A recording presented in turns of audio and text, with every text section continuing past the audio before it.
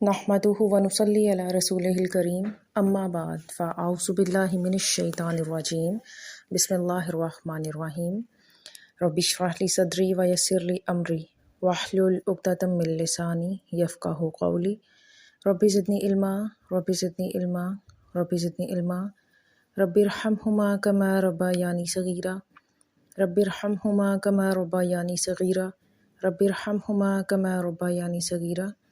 السلام علیکم ورحمۃ اللہ وبرکاتہ۔ آئی ہوپ آپ سب لوگ خیریت سے ہوں گے۔ میں عائشہ شکور بنت محمد فاروق قرآن ود عزیز الاقبال میں آپ سب کو خوش آمدید کہتی ہوں۔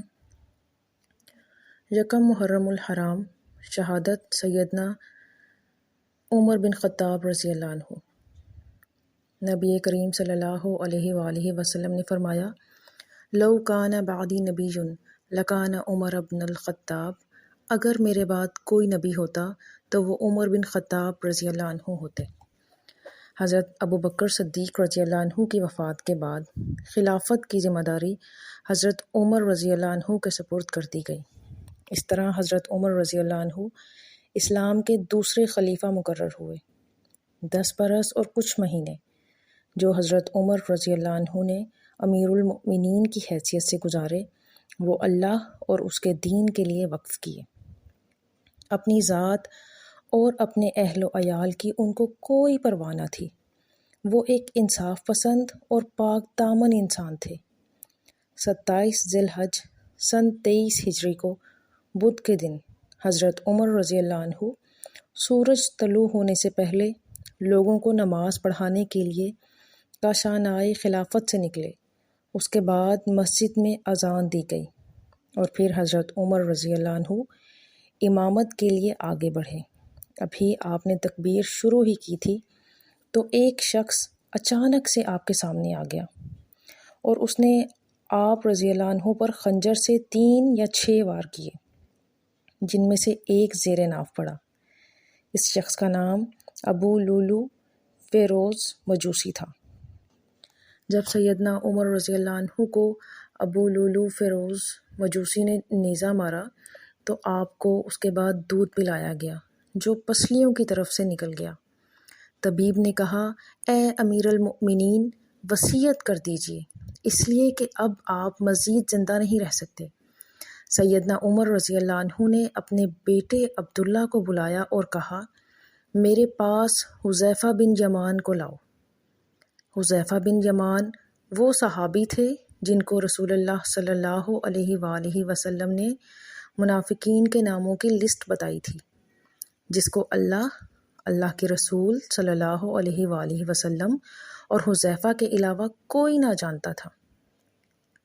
حذیفہ رضی اللہ عنہ حاضر ہوئے تو امیر المؤمنین سیدنا عمر رضی اللہ عنہ نے کہا کہ تجھے میں اللہ کی قسم دیتا ہوں، بتا کیا رسول اللہ صلی اللہ علیہ وآلہ وسلم نے میرا نام منافقین میں لیا ہے کہ نہیں؟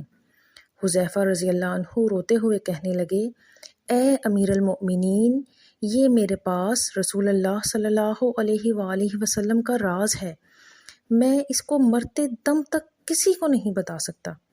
سیدنا عمر رضی اللہ عنہ کہنے لگے، حذیفہ، بلا شبہ یہ رسول اللہ صلی اللہ علیہ وآلہ وسلم کا راز ہے، بس مجھے اتنا بتا دیجئے کہ رسول اللہ صلی اللہ علیہ وآلہ وسلم نے میرا نام منافقین کی لسٹ میں شمار کیا ہے یا نہیں۔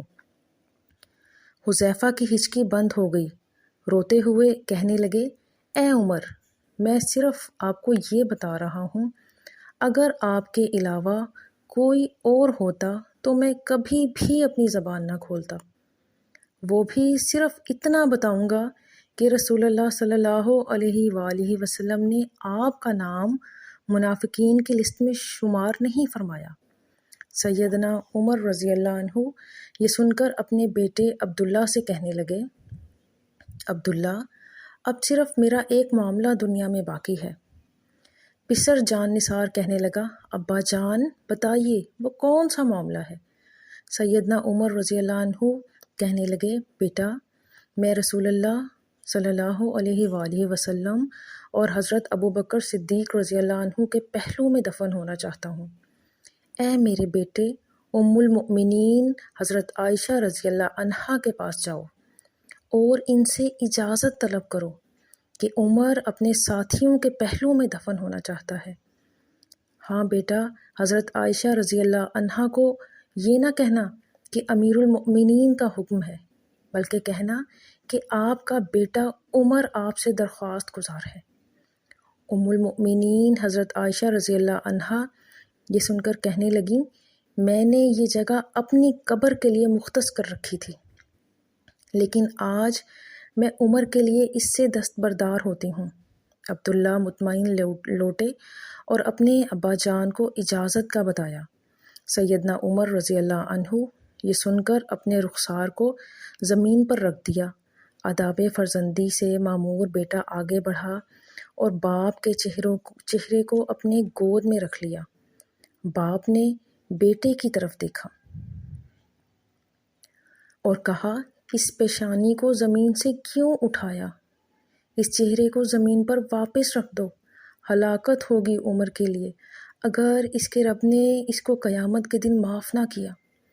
سیدنا عمر رضی اللہ عنہ بیٹے عبداللہ کو یہ وصیت کر کے اس دار فانی سے کوچ کر گئے، جب میرے جنازے کو اٹھایا جائے اور مسجد نبوی میں میرا جنازہ پڑھایا جائے تو اے میرے بیٹے حذیفہ پر نظر رکھنا، کیونکہ اس نے وعدہ توڑنے میں تو شاید میری حیا کی، لیکن دھیان رکھنا وہ میرا جنازہ بھی پڑھتا ہے یا نہیں۔ اگر حذیفہ میرا جنازہ پڑھے تو میری میت کو رسول اللہ صلی اللہ علیہ وآلہ وسلم کے گھر کی طرف لے جانا اور دروازے پر کھڑے ہو کر کہنا، یا ام المؤمنین، اے مومنوں کی ماں، آپ کے بیٹے عمر کا جسد خاکی آیا ہے۔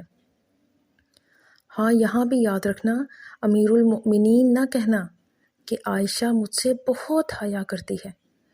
اگر تو عائشہ رضی اللہ عنہا اجازت دیں تو ٹھیک، اور اگر اجازت نہ ملے تو مجھے مسلمانوں کے قبرستان میں دفنا دینا۔ عبداللہ بن عمر رضی اللہ عنہ کہتے ہیں، ابا جان کا جنازہ اٹھایا گیا تو میری نظریں حذیفہ پر تھیں۔ حذیفہ آئے اور انہوں نے ابا جان کا نماز جنازہ پڑھا۔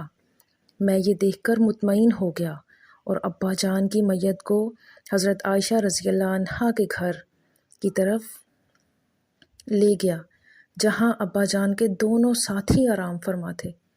دروازے پر کھڑے ہو کر میں نے کہا، اماں جان، آپ کا بیٹا عمر دروازے پر کھڑا ہے، کیا آپ اس کو دفن کی اجازت دیتی ہیں؟ اماں عائشہ رضی اللہ عنہا نے کہا، مرحبا، امیر المؤمنین کو اپنے ساتھیوں کے ساتھ دفن ہونے پر مبارک ہو۔ اللہ راضی ہو عمر سے، جنہوں نے زمین کو عدل کے ساتھ بھر دیا، پھر بھی اللہ تعالیٰ سے اتنا زیادہ ڈرنے والے، اس کے باوجود کہ رسول اللہ صلی اللہ علیہ وآلہ وسلم نے عمر کو جنت کی خوشخبری دے دی۔ جزاک اللہ خیرا کثیرا۔